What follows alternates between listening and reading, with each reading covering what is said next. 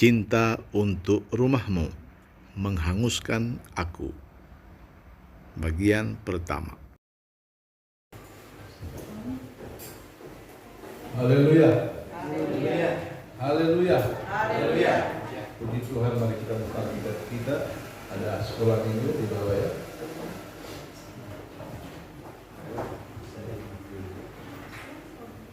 Yohanes pasal yang kedua. Kita buka bersama Injil Yohanes pasal 2 ayatnya yang ke-13 sampai 25. Yohanes pasal 2 ayat 13 sampai 25 kita baca berganti-gantian. Yesus menyucikan milik Allah. Ketika hari raya Paskah orang Yahudi sudah dekat, Yesus berangkat ke Yerusalem. Dalam hari suci di tempatnya pada bulan Minggu, kami membawa dan merpati dan membakar rumah-rumah duduk di situ. Ia membuat cambuk dari tali lalu mengusir mereka semua dari bait suci dengan semua kambing domba dan lembu mereka. Uang penukar-penukar dihamburkannya ke tanah dan meja-meja mereka dibalikkannya. Kepada pedagang-pedagang merpati ia berkata, ambil semuanya ini dari sini, jangan kamu membuat rumah Bapakku menjadi tempat berjualan. Maka teringatlah murid-muridnya bahwa ada tertulis, cinta untuk rumahmu menghanguskan aku. Orang-orang Yahudi menentang Yesus katanya, tanda apa yang Engkau tunjukkan kepada kami bahwa Engkau merupakan bertindak demikian? Jawab Yesus pada mereka, rombak bait Allah ini dan dalam 3 hari aku akan mendirikannya kembali. Lalu kata orang Yahudi kepadanya, 46 tahun Engkau mendirikan bait Allah ini, dan Engkau dapat membangunnya dalam 3 hari. Tetapi yang dimaksudkannya dengan bait Allah ialah tubuhnya sendiri.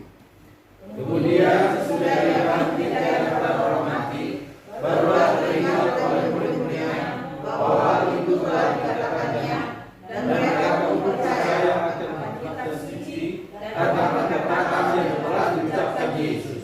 Dan sementara ia di Yerusalem selama hari raya Paskah, banyak orang percaya dalam namanya karena mereka telah melihat tanda-tanda yang diadakannya. Tetapi Yesus sendiri tidak mempercayai dirinya kepada mereka, karena ia mengenal mereka semua. Dan karena tidak perlu seorang pun memberi kesaksian kepadanya tentang manusia, sebab ia tahu yang ada dalam hati manusia. Amin. Katakan itu. Ini peristiwa yang luar biasa. Yesus dikatakan datang ke bait Allah dan untuk merayakan hari raya Paskah. Nah, Paskah itu adalah hari raya korban. Karena mengingat ketika umat Israel keluar dari Mesir, itu Paskah pertama. Dimana Tuhan mengatakan supaya umat Israel menyembelih domba. Ambil dari domba, taruh di pintu darahnya. Supaya pada malam hari ketika malaikat maut akan lewat, pintu yang ada darah, dia lewat. Yang tidak ada darah, dia masuk dan membunuh anak sulung dalam rumah itu. Jadi darah itu adalah gambaran dari darah Yesus di kayu salib. Siapa yang percaya kepadanya tidak binasa, melainkan beroleh hidup yang kekal. Nah, kita kembali di sini, saudara. Jadi ketika Yesus masuk di bait Allah, ada yang enggak enak di matanya. Mengapa ini di bait Allah ternyata dipenuhi orang-orang yang berjualan, orang-orang yang berdagang, ada money changer di sana. Orang menukar uang, karena ini dari berbagai daerah datang. Yesus mengusir mereka semua. Ada yang menjual lembu, kambing, merpati. Kalau kita perhatikan ini jenis-jenis binatang ini ada artinya. Ada orang menjual merpati, ada menjual kambing, domba, dan lembu. Karena itu akan dipersembahkan, akan disembelih. Itu bukan sekedar dijual, itu pada hari rayanya akan disembelih. Bagi orang yang nggak punya uang, dia beli merpati yang paling murah. Yang ada uang sedikit, dia beli kambing domba. Tapi yang orang kaya dia beli lembu. Itu ada dalam kitab Imamat. Sesuai dengan kemampuan kita. Kalau orang kaya jangan beli merpati. Kalau orang hanya bisa beli merpati, jangan beli lembu. Nah, itu pengertiannya. Tetapi meskipun itu akan dipersembahkan, Yesus nggak mau di sini tempatnya. Karena ini adalah rumah Tuhan. Ini adalah bait Allah. Makanya dia usir semua. Meja-meja penukar uang dia balikkan. Dan itu belum pernah terjadi. Ribuan tahun umat Israel belum pernah ada orang yang berani melakukan. Ini sudah tradisi bertahun-tahun seperti itu. Tapi di sini Yesus itu ingin menyucikan bait Allah. Saya singkat saja saudara bahwa bait Allah itu sekarang udah nggak seperti itu. Bait Allah itu sekarang adalah diri kita, manusianya, umat Tuhan, bapak ibu, laki-laki perempuan. Itu sekarang yang namanya bait Allah. 1 Korintus 3:16, tidak tahukah kamu bahwa kamu adalah bait Allah dan roh Allah diam dalam kamu? Tidak tahukah kamu bahwa kamu adalah bait Allah? Jadi bait Allah itu bukan lagi gedung. Dulu memang gedung, tabernakel namanya. Tapi sekarang bait Allah itu bukan, sudah kita, gereja, tubuh Kristus. Itu namanya bait Allah. Dan kitalah yang ingin dibersihkan oleh Tuhan. Saudara saya yang ingin dia bersihkan. Hati kita ini adalah tempat berdiamnya Roh Kudus. Harus bersih, harus steril dari berbagai hal-hal duniawi. Supaya Roh Kudus itu tinggal dalam hidup kita.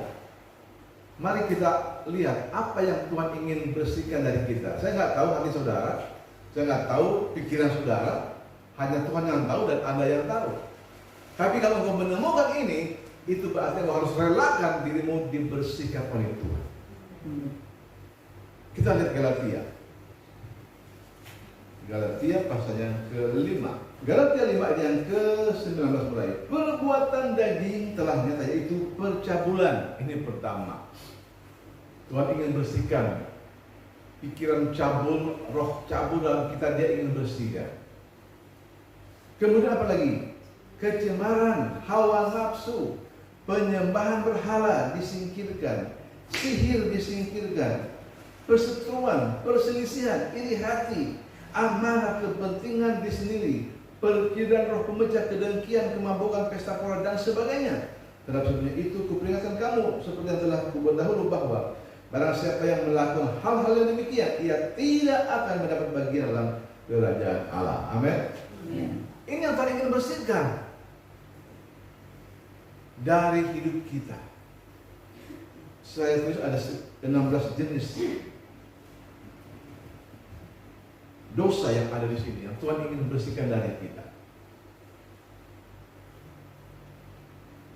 Dan kita harus rela, Tuhan bersihkan saya. Kalau engkau mendapati masih ada dosa pada saya, dosa besar, dosa kecil, dosa sedang, bersihkan ya Tuhan. Dan cara Tuhan membersihkan itu kadang-kadang kita harus bayar mahal. Kalau kita nggak membersihkan, itu membutuhkan banyak biaya. Kadang-kadang Tuhan menegur orang pakai cara Tuhan. Tuhan pakai menegur orang itu kan berbagai-bagai cara. Dari hamba Tuhan, dari khotbah, Tuhan tegur kita. Tapi kalau kita nggak dengar, Tuhan pakai cara lain. Orang yang kukasihi, kutegur, tegur pakai mulut. Tapi kalau kuhajar, itu sangat berbahaya. Bisa patah-patah, babak belur kalau Tuhan sudah hajar. Bangsa Israel Tuhan hajar mereka 70 tahun karena nggak mau bertobat. Tuhan buang, itu Tuhan hajar. Tapi Tuhan sayang. Ini yang maksudnya Tuhan ingin bersihkan bait Allah itu. Siapakah bait Allah itu? Saudara dan saya. Amin.